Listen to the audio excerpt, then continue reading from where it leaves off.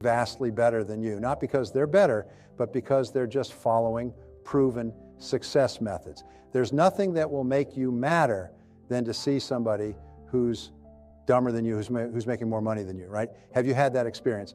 So what we do is we use proven success methods. We just find out what they are, and we do them over and over again. Let me highlight a crucial point. In my research on self-made millionaires, I've discovered a common thread. Nothing happens overnight.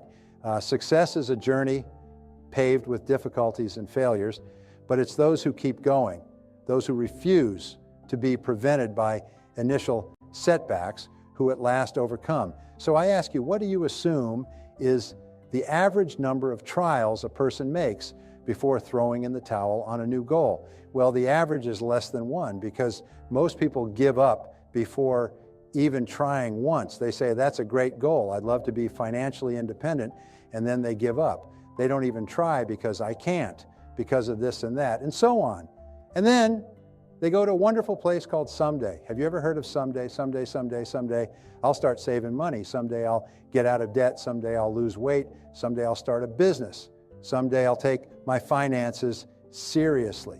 And most people live in it. Someday your job and my job are to vote you off the island, right? And we started taking control of our lives a few years ago. A major entrepreneur called me and asked me to give a talk for his 800 entrepreneurs who own independent franchises within his organization on how to become a self-made millionaire. I said, yes. When you're a young speaker, you agree to talk on any topic.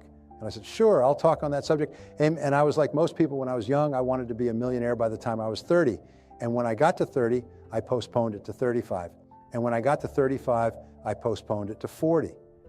And then I just stopped looking at it. I forgot about it and felt like the cards were stacked against me. I was around 38 or 39 when he called me and asked. I said, sure, no problem. And then I asked myself, what do I know about self-made millionaires? And this was shocking. I knew nothing. So I started studying them, finding out where they came from, what they did, how they thought, where they started, the decisions they made, and the kind of people they were. One of the things that I learned, by the way, is that becoming a self-made millionaire is not the important thing. What is really important is the person you have to become a self-made millionaire. You have to become a totally different human being. One of my friends says that in order to achieve something you've never achieved before, you have to become someone you've never been before. And it's a really important insight as the qualities that you need to develop a quality on the inside to become